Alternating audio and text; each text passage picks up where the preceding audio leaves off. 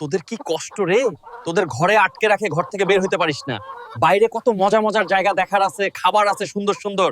তোরা বাইরে আয়, দেখ পৃথিবীটা কত সুন্দর। তোদের মালিক খুব খারাপ।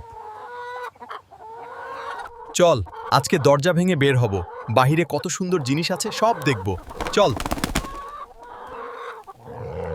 একবার বাইরে আসো, তবে মজা দেখাবো কত সুন্দর পৃথিবী তোমাদের। পৃথিবীটা এত সুন্দর, আর আমরা কোথায় থাকি অন্ধকারে।